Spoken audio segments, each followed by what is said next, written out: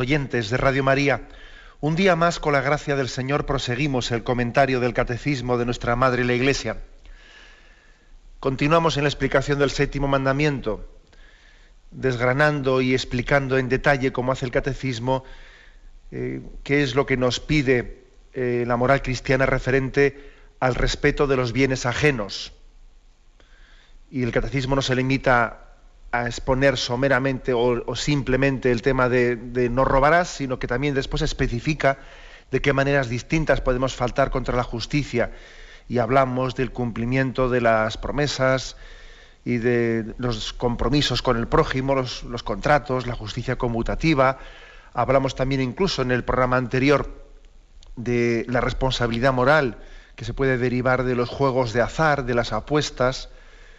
Y hoy vamos a dar otro paso más, es el punto 2414. Dice: el séptimo mandamiento proscribe los actos o empresas que por una u otra razón, egoísta o ideológica, mercantil o totalitaria, conducen a esclavizar seres humanos, a menospreciar su dignidad personal, a comprarlos, a venderlos y a cambiarlos como mercancía.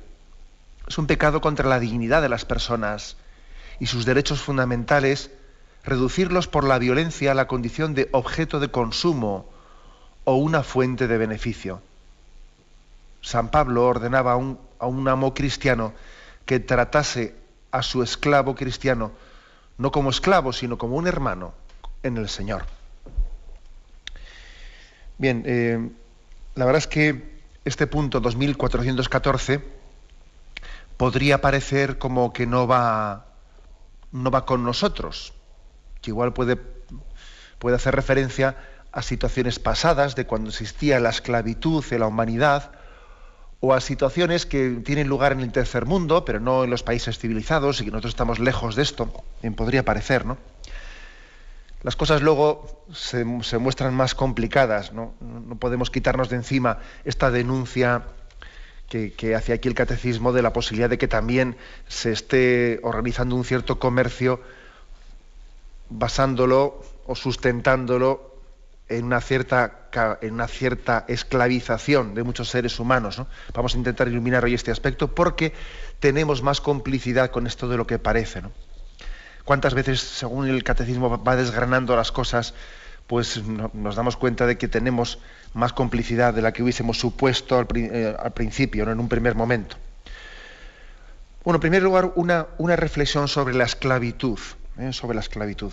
La verdad es que puede ser impresionante desde nuestro punto de vista actual constatar que la esclavitud ha existido durante muchísimos siglos, ¿no? Y en realidad hasta el siglo XIX pues no fue definitivamente abolida en los países civilizados, ¿no? Como institución, digamos, no como actitud, porque como actitud yo creo que sigue vigente, ¿no? Pero me refiero como esclavitud, con esa capacidad legal, ¿no? De comprar o vender seres humanos, pues no fue abolida hasta el siglo XIX. El cristianismo no abordó específicamente el debate de la esclavitud, ¿eh? Es decir, no tenemos constancia de que Jesucristo abordase frontalmente este tema. Más bien el cristianismo lo que hizo fue transformar las relaciones humanas, al afirmar una igual dignidad del ser humano, al afirmar la dignidad del ser humano que es amado y querido y redimido por Dios. Claro, cambiando es como darle la vuelta al calcetín, ¿no? Dignificar al hombre de manera que las relaciones del hombre, sean las que fueren, queden cambiadas desde dentro, no desde fuera. No abordó el cristianismo específicamente el tema de la institución del esclavismo. Eso lo dejó para que los cristianos sacásemos las consecuencias de lo que Jesucristo había puesto como principios fundantes o principios básicos, ¿no? Si digamos la raíz, ¿no? La raíz antropológica, la raíz filosófica del esclavismo, pues evidentemente es la superioridad de una raza sobre otra, o de una condición social sobre otra, de manera que a mí eso me da derechos, ¿no? a tratar y usar a mi antojo del ser inferior, pues resulta que el cristianismo le da la vuelta totalmente a eso, siendo así que Dios, siendo de condición divina, no hizo alarde de su categoría de Dios, al contrario, se despojó de su rango y pasó por uno de tantos y se hizo esclavo pasando, es decir, es absolutamente al contrario. El cristianismo lo que hace es cambiar totalmente, transformar totalmente los presupuestos antropológicos, etcétera, que posibilitaban la esclavitud, de manera que, cambiando esos presupuestos, claro, tarde o temprano cae la institución de la esclavitud, pero incluso aun cuando no hubiese caído, se humanizan las relaciones, ¿no? Por eso dice San Pablo en una de sus cartas que le pide que trate como un hermano a su esclavo. Ya como un hermano. Hay un texto que es importantísimo, que es el de Gálatas 3:28, en el que San Pablo afirma esto de cómo todos somos uno en Cristo, cómo Cristo, al redimirnos, ha cambiado totalmente las relaciones sociales, ¿no? Las ha cambiado. Y dice, ya no hay judío ni griego, ni esclavo ni libre, ni hombre ni mujer, ya que todos sois uno en Cristo Jesús. Es impresionante estas tres distinciones que él hace, ¿no? Ya no hay judío ni griego. Es decir, ante Dios no hay raza superior o raza inferior. Una vez que que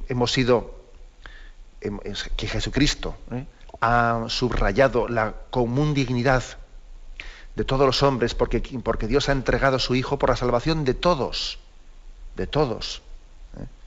no únicamente de judíos, sino de gentiles, ¿no? Ya no hay judío ni griego.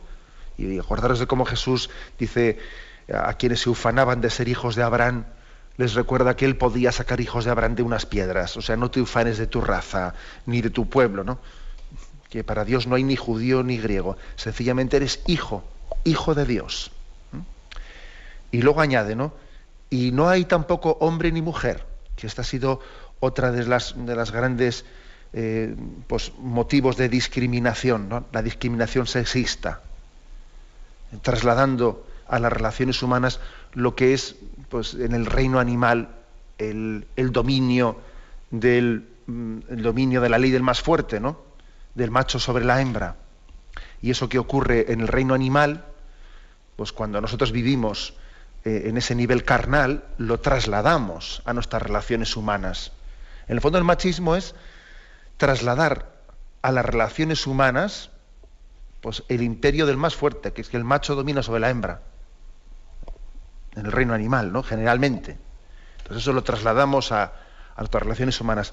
Sin embargo, nosotros no vivimos carnalmente. Nuestra relación no está basada en esa mayor fuerza física, ¿no? Está basada en la dignidad espiritual. Por eso dice, no hay hombre ni mujer. Y dice, y no hay esclavo ni libre. Es decir, en Cristo se han conclausurado y derogado definitivamente la discriminación por motivo de razas, por motivo de sexismos y por condiciones sociales. Ya no hay ni esclavo ni el libre. Vamos a ver, el cristianismo desde el primer momento sentó en el mismo banco al amo y al criado y al esclavo, en el mismo banco.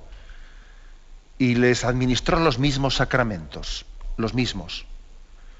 Que precisamente cuando tuvo lugar también la colonización, el descubrimiento de la colonización de América, pues uno de los argumentos más contundentes que los evangelizadores manifestaban para defender ante la corona española en esa especie de careos que hubo, ¿no? Para ver qué tipo de derechos había que reconocerles a los indios, etcétera. Y bueno, pues uno de los argumentos más definitivos para no permitir la esclavitud de los indios de América fue el espiritual. Es decir, vamos a ver, si nosotros los evangelizadores, ¿no? Si la Iglesia les administra los mismos medios de salvación y es oyente de la palabra y receptor, interlocutor ante Jesucristo de ese misterio de salvación, ¿cómo resulta que éste va a tener una dignidad distinta ante el Estado o ante la corona española? O sea, siendo así que ante Dios tiene una misma dignidad el indio de América, que el conquistador que ha ido ahí, siéndose que tiene ante Dios la misma dignidad, ¿cómo ante la corona española iba a tener una dignidad distinta? Y evidentemente este fue un argumento definitivo. Aquí, por lo tanto, no hay ni judío ni griego, ni esclavo ni libre, ni hombre ni mujer. Esto es una afirmación básica y fuerte. Bien, pero ¿qué ocurre? Que aunque el principio esté muy claro, luego viene la condición humana a complicar las cosas. Luego ahí estamos nosotros siempre con esa capacidad de sacar provecho, bien sea por motivos políticos y esclavizando, bien sea especialmente por motivos económicos. Y así, por ejemplo, también ocurrió que más tarde posteriormente a la derogación de la esclavitud, pues la misma Inglaterra, por motivos de la revolución industrial, se dieron episodios terroríficos también de esclavitud solapada, porque también puede ocurrir dos cosas. Puede ocurrir que aunque la institución de la esclavitud estuviese en vigor, pues hubiese relaciones de amos con esclavos que fuesen totalmente fraternas. Y también puede ocurrir que, habiendo sido derogada la institución de la esclavitud, haya relaciones entre patronos y obreros, por ejemplo, aunque no sean amos y esclavos, que sean totalmente esclavizantes. Con lo cual, digamos, vamos a ver, claro que hay que intentar, claro que es un deber moral el derogar la institución de la esclavitud, pero lo importante, lo fundamental es que no sea únicamente el título, el nombre, sino que luego las relaciones sean verdaderamente de respeto, porque, por ejemplo, eso ocurrió, que en el siglo XIX, en plena revolución industrial, y derogada ya por la institución de la esclavitud, se dan también hoy, vamos a ver, muchas relaciones humanas verdaderamente esclavizantes, ¿no? Me permito leer un texto del siglo XIX en el que se narra, se relata pues un testigo, ¿no? un episodio del que él había observado en una fábrica, ¿no? En una mina, en la que observó y fue testigo de lo siguiente que voy a leer, ¿no? Y esto ocurrió en el siglo XIX, en una Inglaterra en la que, muy orgullosa de sí misma y de reconocer en los derechos humanos, había dicho que abolía la esclavitud. Bueno, y además, digamos una cosa, que fueron especialmente los movimientos cristianos los que fueron agentes activos en esta lucha muy larga por la derogación de la institución de la esclavitud. También yo creo que, gracias a Dios, la presencia de cristianos, de cristianos en este movimiento abolicionista, pues fue muy grande, ¿no? Pero, como digo, luego también echa la ley, echa la trampa. Leo este texto. En el distrito de Halifax, las capas de carbón en muchas minas no tienen más que 14 pulgadas de espesor y pocas pasan de 30, y en su consecuencia, no pudiendo trabajar en ellas los obreros adultos, aunque se inclinen, lo tienen que hacer los niños. El trabajo casi tendidos en el suelo y con la cabeza apoyada en una plancha. Cuando tienen un espacio un poco mayor, se ponen sobre una rodilla, con la otra desplegada para poder balancear el cuerpo. Durante todo el tiempo que permanecen en esta oscura rendija sin aire y encendidos por el calor, están completamente desnudos. No olvidaré jamás, agrega uno de los comisarios de este informe, la impresión que experimenté a la vista de la primera criatura infortunada que encontré de esta manera. Era un niño como de 8 años, que me heló el corazón. Era una especie de espectro que no podía vivir más que en este lugar de desolación. Cuando me acercaba a él para hablarle, se escondió en un rincón, temblando de pies a cabeza, temiendo quizás que lo maltratase, y mis promesas y ni promesas ni amenazas bastaron para que saliera del escondite, que sin duda consideraba seguro. Bueno, pues hay que decir que episodios como este que leo, ¿no? Que está relatado, está fechado en el siglo XIX, y es un informe de un comisario que estaba investigando esta esclavitud, no teórica, sino fáctica, en plena revolución industrial. Bueno, pues son también pecados que pesan sobre la humanidad. Sobre esto se está hablando este punto del catecismo que hoy tratamos, el 2414. Claro, y ahora viene la pregunta, a ver, ¿y esto tiene lugar hoy en día? Hoy en día también existe un tipo de industria o de comercio que conlleve también en la esclavitud, o unas ciertas formas solapadas de esclavitud, de explotación de los niños. Bien, vamos a tratar este tema. Además creo que tenemos también la ayuda de, especialmente entre nosotros en España, el movimiento cultural cristiano, pues yo creo que ha profundizado mucho en estos temas, llevando también esa sensibilidad de la doctrina social cristiana, haciendo que ilumine y tenga capacidad de denuncia y tenga una palabra profética para denunciar pues una determinada forma de organizar el comercio internacional o la industria internacional, abusando también de los niños, llevando a cabo una especie de esclavitud infantil moderna, para que una industria aquí en Occidente sea muy próspera. Vamos a hablar de esto, pero tenemos previamente un momento de reflexión. En el programa Catecismo de la Iglesia Católica, con Monseñor José Ignacio Munilla.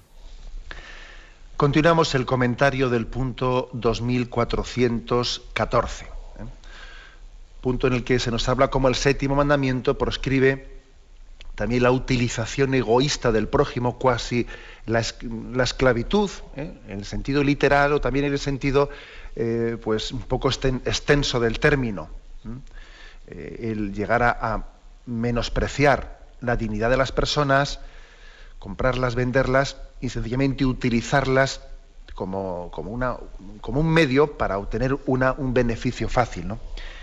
Y decía que me quería servir de algunos estudios que el movimiento cultural cristiano ha ido publicando en estos últimos años, denunciando que esto no es agua pasada, que por desgracia es un agua sucia que sigue corriendo y que además mueve molinos que tenemos mucho más cerca de nuestra casa de lo que pensamos.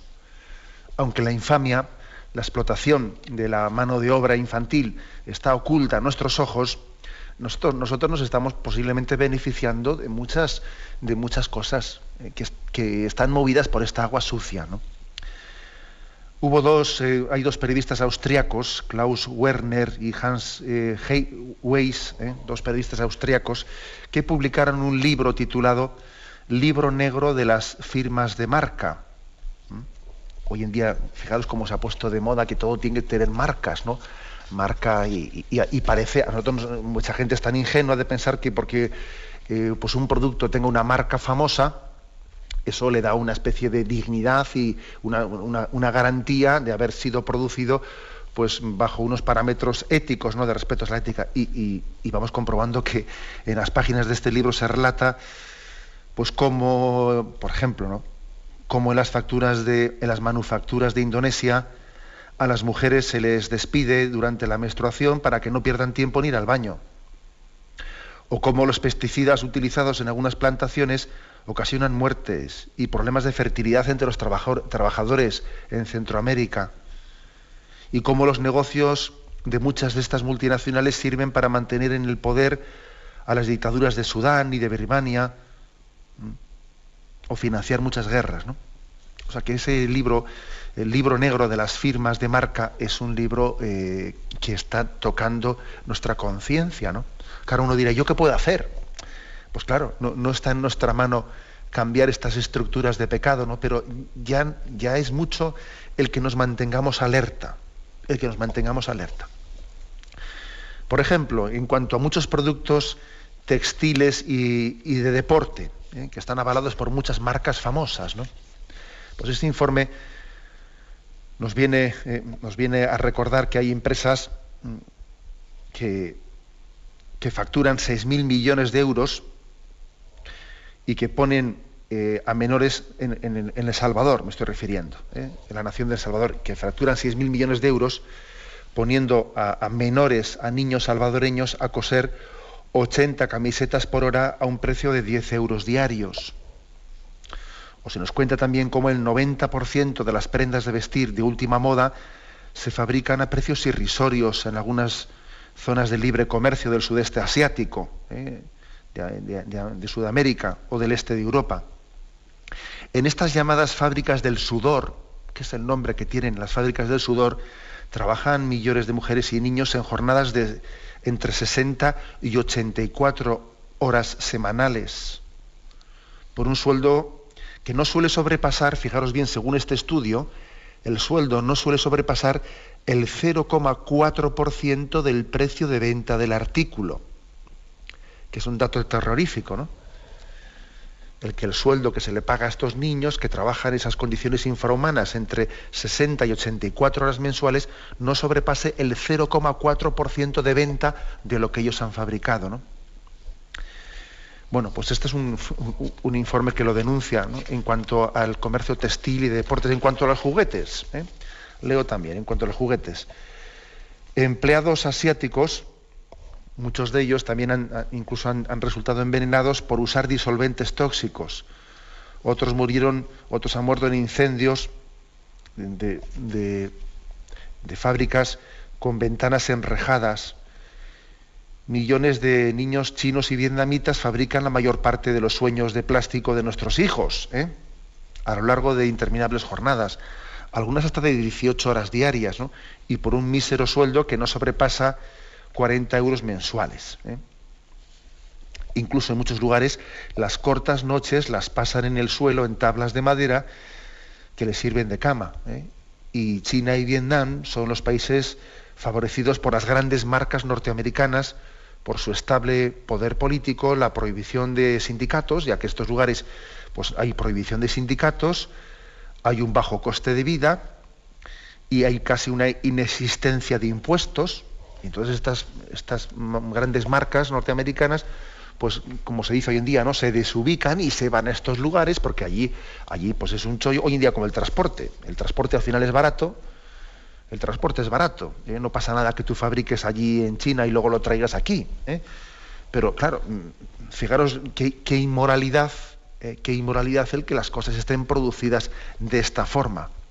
Y claro, y son países que ante la pobreza en la que viven suspiran porque esas multinacionales vayan allí, aunque sea con ese entorno, aunque sea con esa explotación, pero suspiran por esa explotación, paradójicamente, no para liberarse de situaciones peores.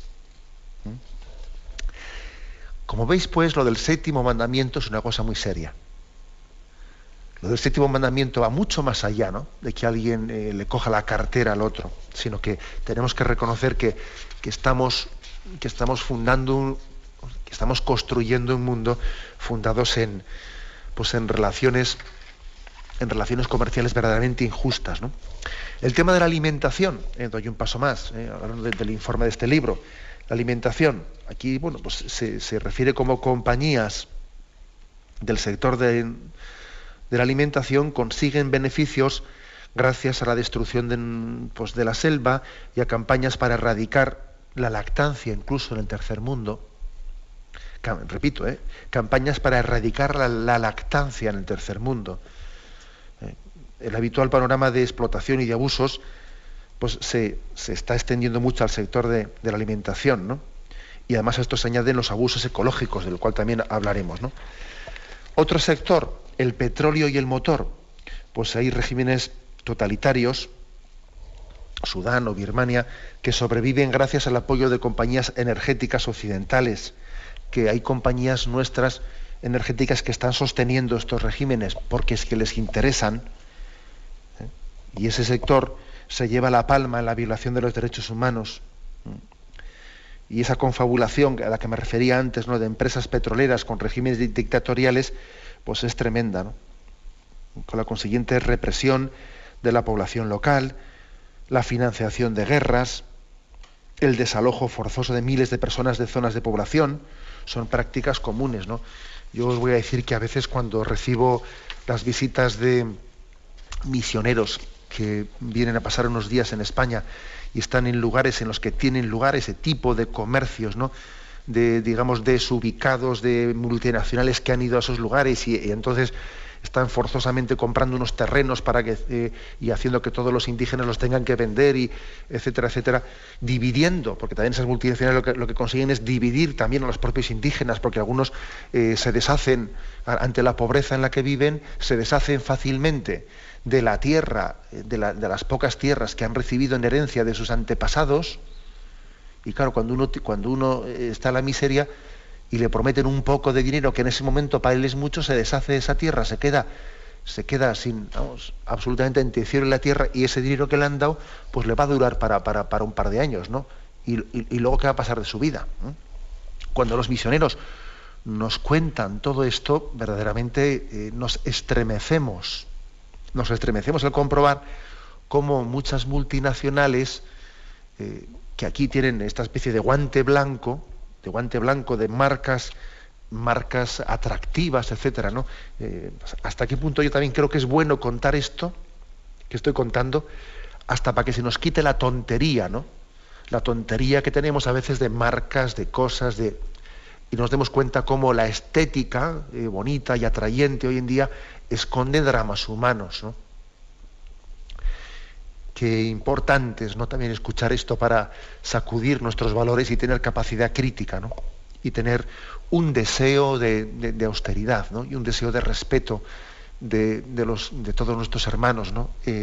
Especialmente sufrientes, ¿no?, en el tercer mundo. Como vemos, por lo tanto, la cosa no es agua pasada, es un agua sucia que, aunque no está a nuestra vista, no está a la vista de nuestros ojos, sigue moviendo molinos que están dentro de nuestra vida. Hay agua sucia, un agua sucia de profundas injusticias que están moviendo pues muchos intereses que nosotros, de una manera bastante ignorante, los estamos utilizando en el día a día. Esto es lo que denuncia el punto 2414, este tipo de comercio internacional, ese tipo de esclavitud encubierta o no tan encubierta. Tenemos un punto 2414, concluíamos el apartado el respeto de los bienes ajenos, y el catecismo da un paso más y ahora nos introducimos en el apartado que dice el respeto de la integridad de la creación. Es a partir del punto 2415, que hoy vamos a iniciar. Dice, el séptimo mandamiento exige el respeto de la integridad de la creación. Los animales, como las plantas y los seres inanimados, están naturalmente destinados al bien común de la humanidad, pasada, presente y futura. El uso de los recursos minerales, vegetales y animales del universo no puede ser separado del respeto a las exigencias morales. El dominio concedido por el Creador al hombre sobre los seres inanimados y los seres vivos no es absoluto. Está regulado por el cuidado de la calidad de la vida del prójimo, incluyendo la de las generaciones venideras. Exige un respeto religioso de la integridad de la creación. Bueno, como veis, pues este punto 2415 introduce otro aspecto que también pues el catecismo engloba dentro del séptimo mandamiento. Nuestro deber moral de respeto a la creación está incluido en el séptimo mandamiento. Luego explicaremos por qué. ¿Por qué se incluye esto en el no robarás? Porque cuando maltratamos la creación, estamos también robando al prójimo, que también es de él. En primer lugar, vamos a ver razones, ¿no? Razones por las cuales, bueno, una ya acabo de darla ahora mismo, pero bueno, razones por las que se nos pide este respeto de la integridad de la creación. Se nos hace una referencia a dos puntos, el 226 y el 358. El primero ya lo hemos comentado en más de una ocasión, es ese principio ignaciano de que tenemos que servirnos de los dones de la creación en tanto y en cuanto nos ayudan para acercarnos a Dios, nos servimos de ellos. En tanto y en cuanto nos estorban, aprendemos a desprendernos de ellos. El punto 358 también viene a decir algo similar. Dios creó todo para el hombre, pero el hombre fue creado para servir y amar a Dios, para ofrecerle toda la creación. Es decir, una primera reflexión. El hecho de que tengamos la conciencia de que los bienes creados, los bienes materiales, ¿no? Toda la creación, la naturaleza misma, los bienes creados, son para nosotros, para ayudarnos, para ponerlos al servicio de la salvación, para poner como objetivo último la salvación del hombre. Eso de San Ignacio. En tanto en cuanto te sirven para tu salvación, cógelos. En tanto en cuanto te estorban, despréndete de ellos. Ya solamente este principio es un principio que ayuda mucho al respeto de los bienes creados. Solamente esto ya. ¿Por qué? Bueno, porque claro, el hecho de que yo tenga como objetivo la salvación, el reino de Dios, y que los bienes creados estén puestos bajo ese objetivo, claro, porque cuando uno no tiene este objetivo, dice, ¿cuál es tu objetivo? Pues no es la salvación, sino el objetivo de mi vida es vivir lo más cómodo posible. Madre mía, el que tenga ese objetivo en su vida, explícito o implícito, la calidad de vida. Mi objetivo es vivir bien, calidad de vida. El hedonismo, máximo placer con mínimo esfuerzo. El que tenga este objetivo va a tener una forma de utilización de la creación y de los bienes materiales que va a ser totalmente, pues, un despilfarro inevitablemente. Porque la finalidad de su vida ya está equivocada. Con un fin como ese, eso condiciona totalmente el uso de las cosas. Yo aquí, mi objetivo es pues disfrutar. Claro, cuando tiene uno como cuando el disfrute se convierte en un fin, cuando el placer se convierte en un fin, en vez de ser la consecuencia de haberse entregado un ideal, es porque esa es la clave, ¿no? Nosotros entendemos, no es que nosotros seamos masoquistas, en absoluto. Yo creo que el cristiano tiene más capacidad todavía de disfrutar, pero el objetivo de nuestra vida no es el disfrute por el disfrute, ¿no? El objetivo de nuestra vida es el entregarnos a un ideal, ¿no? Entregarnos a un ideal, fruto de lo cual uno disfruta. Pero, repito, ¿no? Cuando hacemos de un fin lo que era pues un medio, o lo que era una consecuencia, más bien una consecuencia, entonces inevitablemente se produce una utilización desproporcionada, una utilización que está continuamente violando el respeto a la integridad de la creación. Y eso basta verlo. A veces cuando vemos, por ejemplo, pues la cantidad de desperdicios que generamos, ¿no? La cantidad de desperdicios, etcétera, porque todo es pensado de qué manera, pues todo a mí me resulte, y generamos desperdicios, esto ya no, pues a desecharlo, desechamos todo, cualquier cosa que nos dé de primera mano, a desecharlo, ¿no? Aquí ya no se arregla nada, cualquier cosa dame otra nueva, y vamos generando una cantidad, ¿no?, de desecho en torno a nosotros tremenda, ¿no?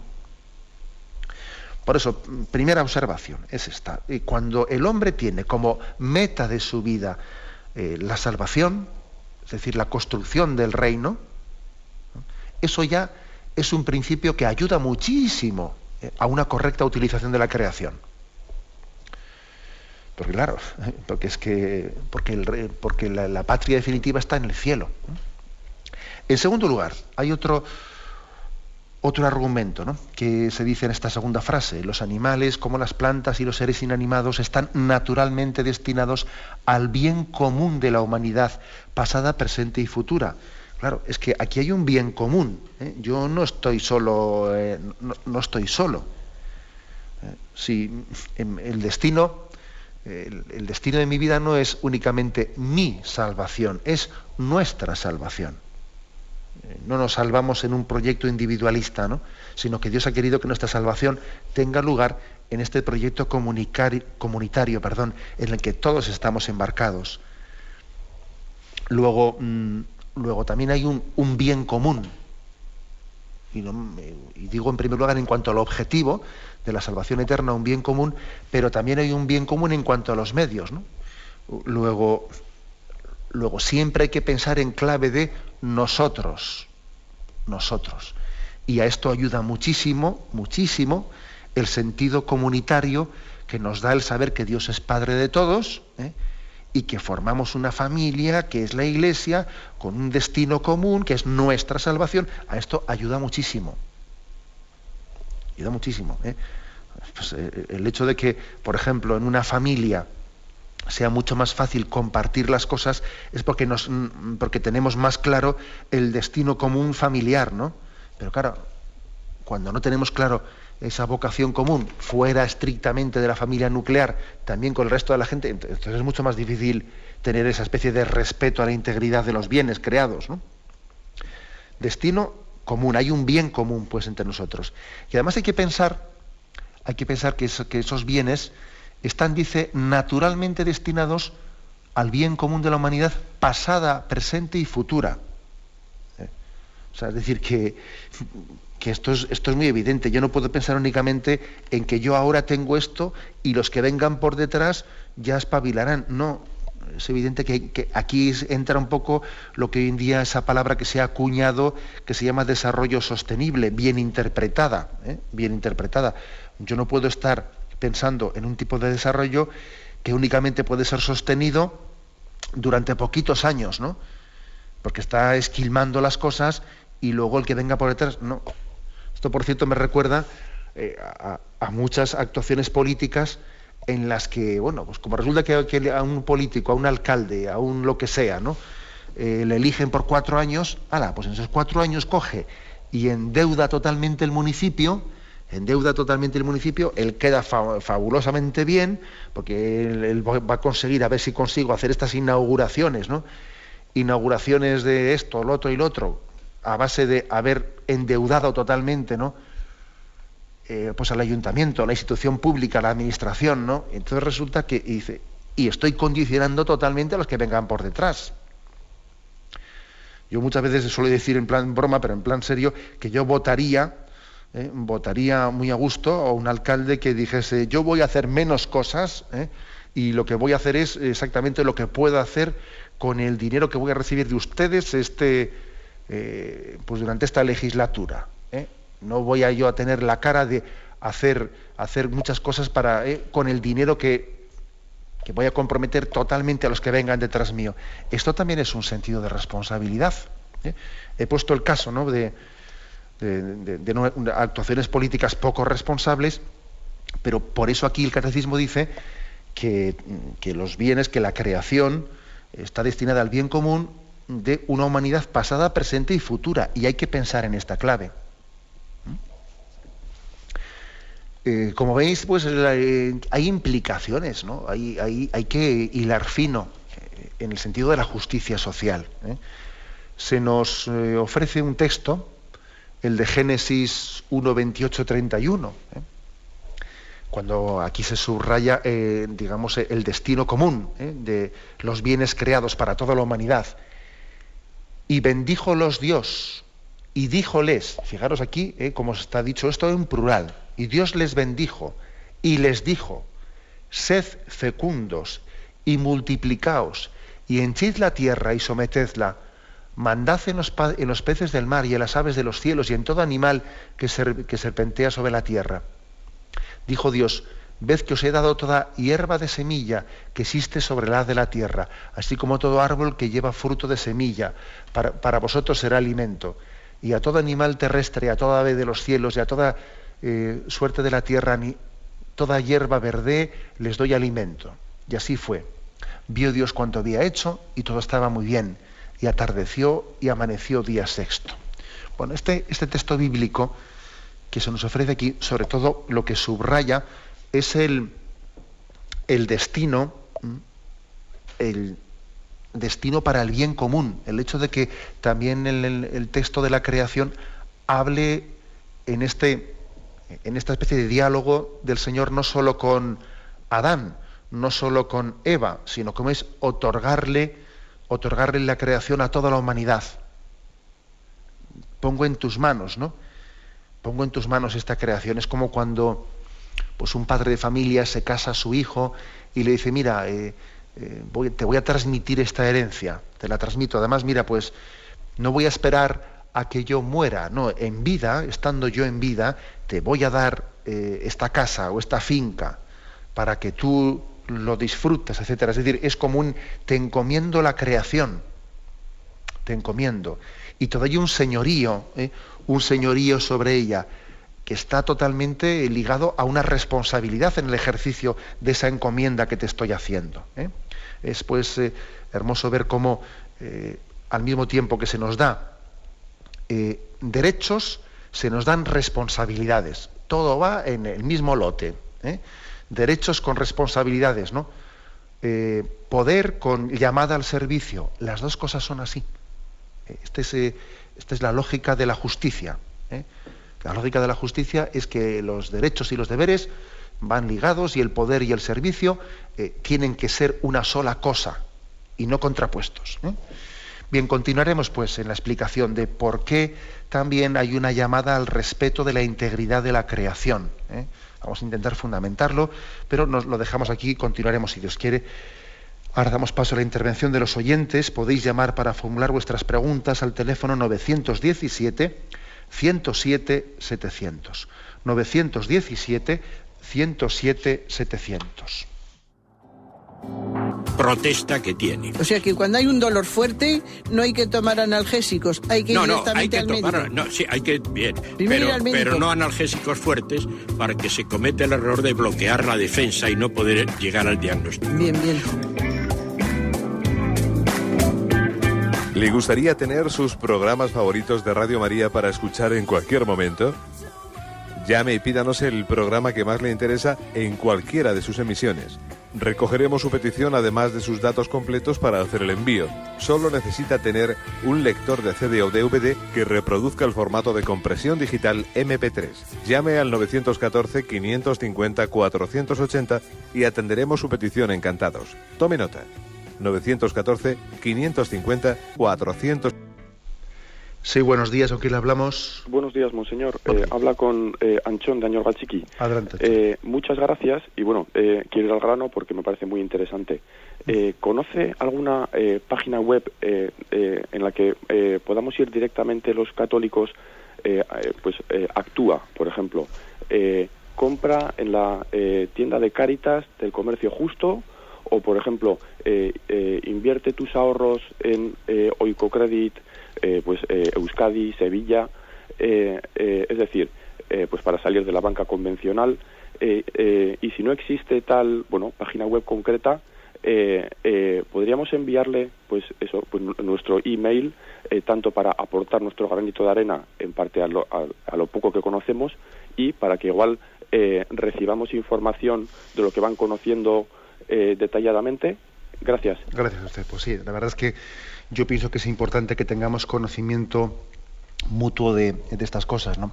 Yo he hecho referencia en la explicación que he dado al movimiento cultural cristiano, porque es una de los que también podéis buscarlo por internet, y es una de las asociaciones cristianas con una clara adhesión a la doctrina social católica, pues que es muy sensible, ¿no?, a estudiar todos estos temas y a tomar iniciativas de cómo también, en la medida que esté en nuestra mano, pues no hacernos cómplices de estos pecados, ¿no?, tan graves contra la justicia social.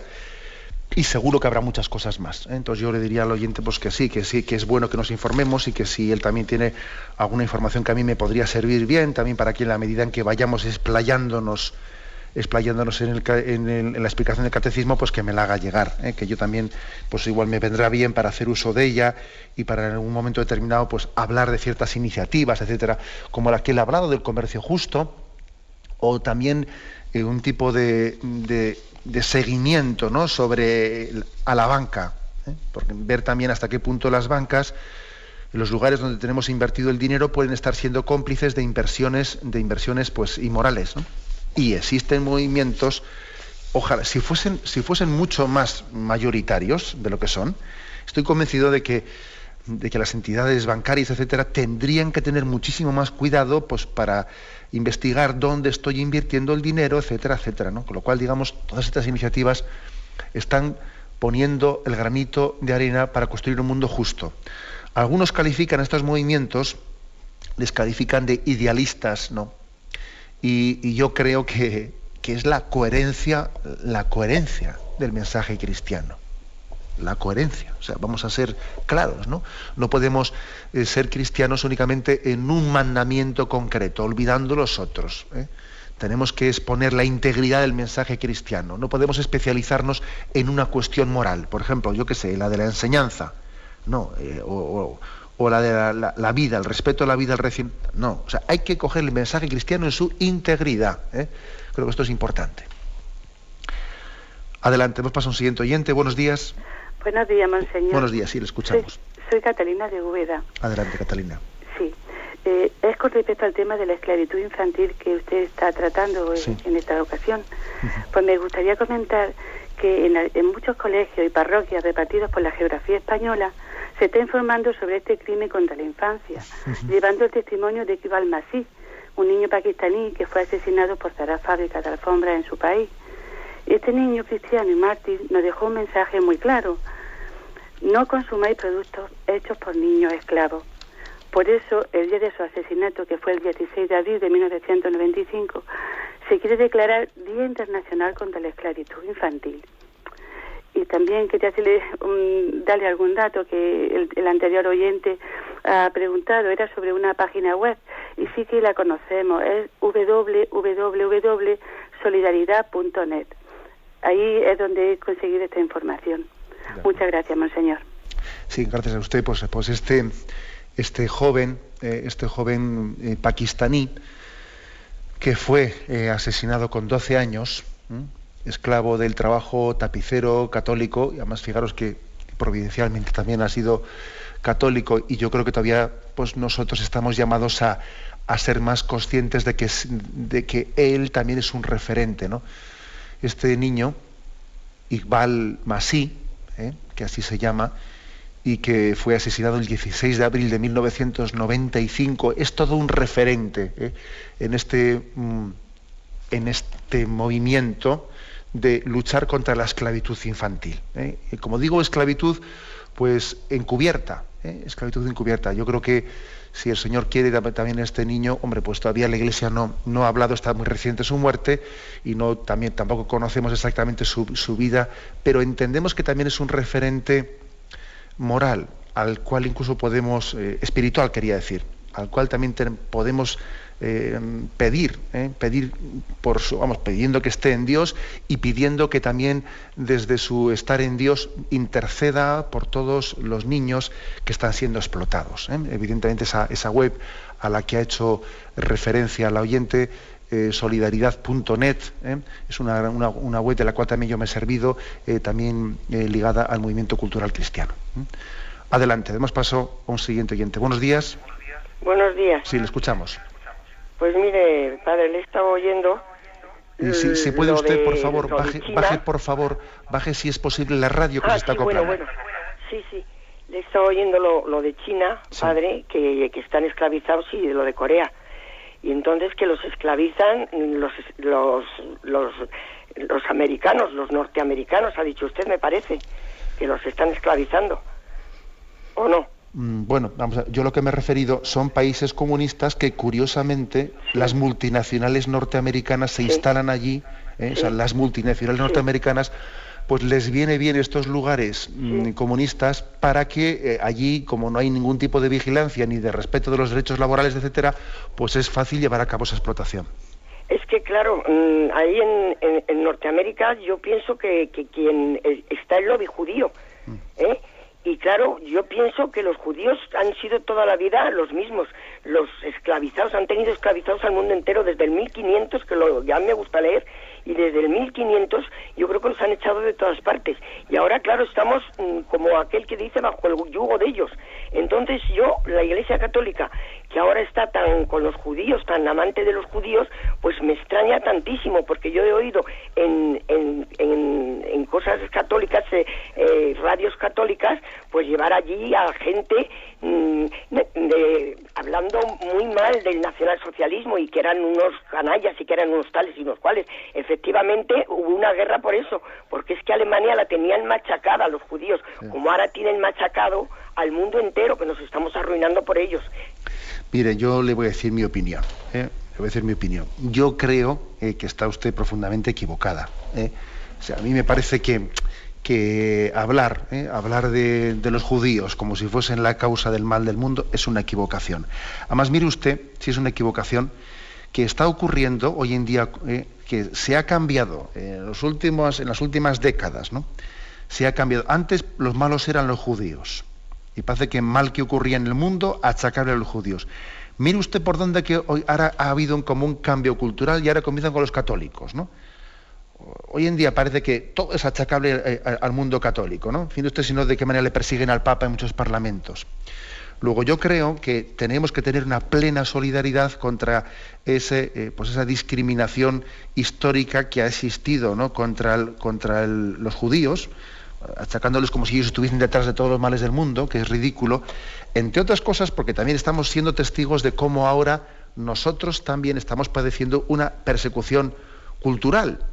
Y ahora venga aquí que producir películas anticatólicas, y aquí en el Festival de Cannes ahora a estrenar una película anticatólica que sea Ángeles y Demonios y no sé qué. O sea, todas las películas que se hacen por ahí son anticatólicas o qué, no hay.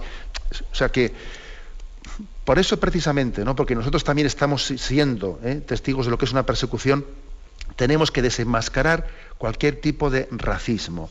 Y ese compromiso que a usted pues dice que le molesta, de que la Iglesia Católica esté expresando públicamente su apoyo y su deseo de hermandad con los hermanos judíos, que no le moleste. Yo os lo digo sinceramente, creo que está equivocada. Hablar de los masones y de los judíos, etcétera, en esos términos tan genéricos, eso es un simplismo. Bueno, aunque sea muy brevemente, vamos a pasar a una última llamada. Buenos días. Buenos días. Buenos días, sí.